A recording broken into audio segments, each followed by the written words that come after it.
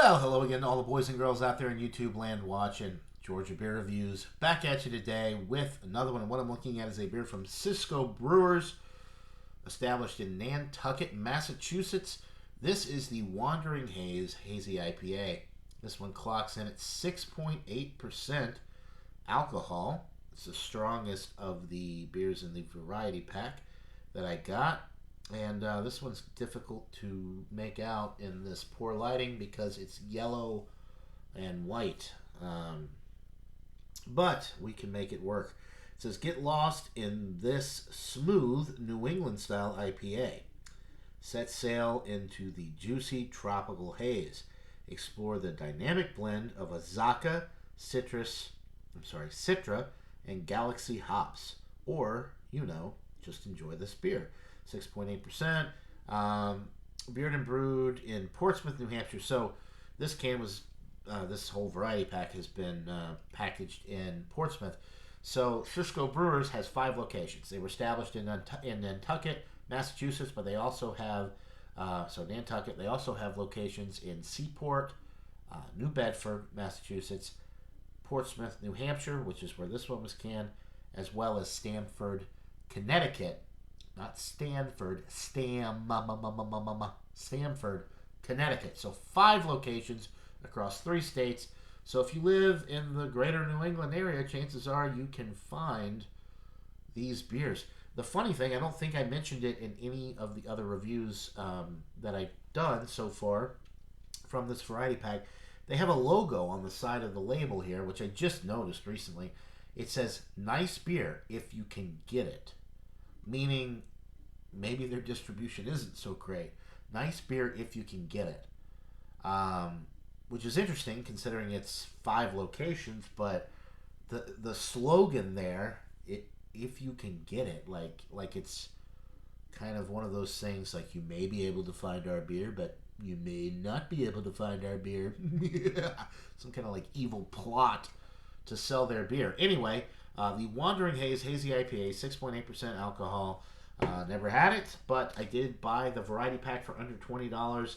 This is one of the beers in that variety pack. I've reviewed the other 3. This is the last one in the variety pack. Under $20 for 4 different beers, 3 of each. Nice 12-pack for less than $20. Craft beer these days, I'd say that's a pretty good bargain.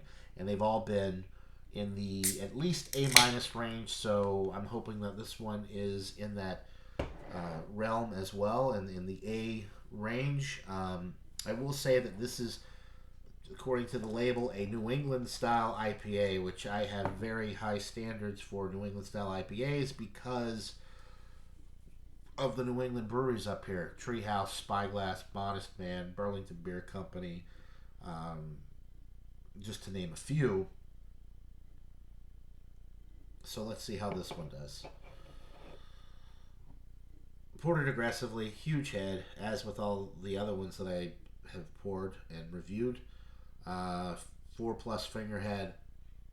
It kind of has a creamy look to it. I will say this is the haziest of the bunch, but you can still see light through it. I can't actually see my face through the beer as I could with the other ones. So it is the most hazy of the bunch, which is good because it is a hazy IPA, particularly a New England style IPA, which really is its own thing. A hazy and a New England style are kind of separate. It says hazy IPA, but as I clearly mentioned or read off of the label earlier, smooth New England style IPA.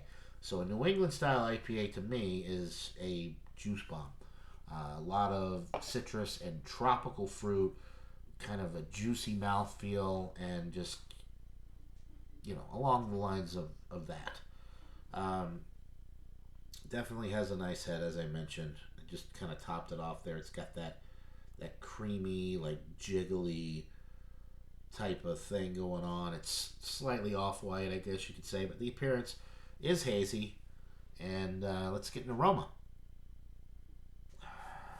And at 6.8, I will say this has a very light aroma for 6.8. I'm getting citrus. I'm almost getting a little bit of grapefruit as well. which I said citrus, tangerine, like orange notes, with the grapefruit in there as well. Some bready malt aromas. So I'm not getting the tropical fruit, which for a New England style IPA, I'm typically looking for mango and pineapple. Those are the basics, the standard aromas for the New England juice bombs. So grapefruit, tangerine, citrus, bready malt. That's pretty much it. It's very light for a 6.8% on the aroma. There's not much going on there. The citrus is the lead aroma. That tangerine, citrus, and the grapefruit. It smells good, but thinking maybe this might be the lowest rated review of the Cisco Brewers beers from the variety pack, just based off of the nose. You want to make a New England juice bomb or New England style IPA.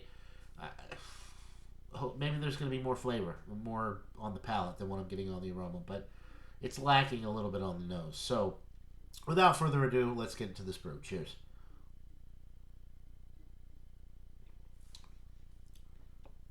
And one thing to note, the other beers in the variety pack said the name of the beer, and then underneath it said with natural flavors. There's nothing on here that says natural flavors, so I guess there's not any natural flavors in this beer. So there's citrus, that tangerine citrus, that slight grapefruit.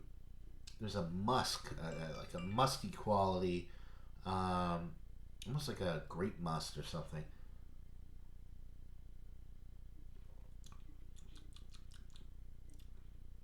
It's bready in the middle, a little wheat malt. It's light. It's surprisingly light for 6.8. Bready malt, citrus, tangerine, grapefruit, no mango or pineapple. There's that musty quality to it.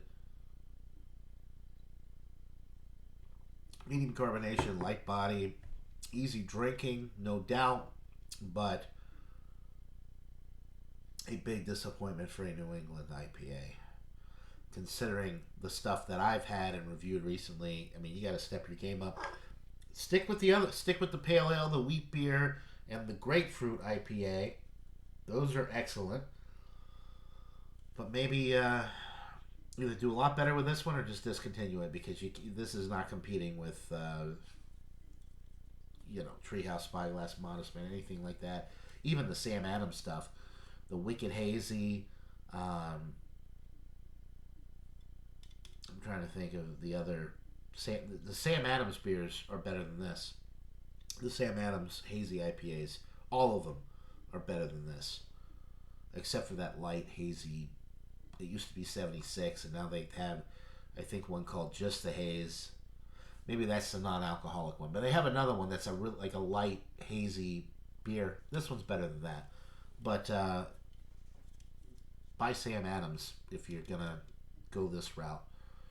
I'm gonna give this one an 83, which is just getting into the solid B range. It's good, it's enjoyable, but for a hazy IPA, specifically on the label here, New England IPA,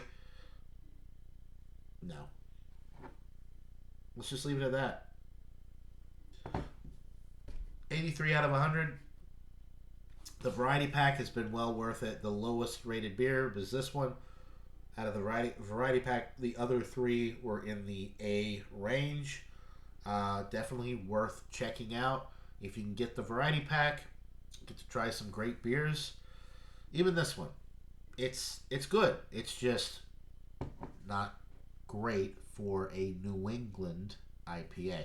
So, the Wandering Haze Hazy IPA, 83 out of 100. Buy it, try it, let me know what you guys think in the comments below. That'll do it for this beer review. Hope you're all having a wonderful day.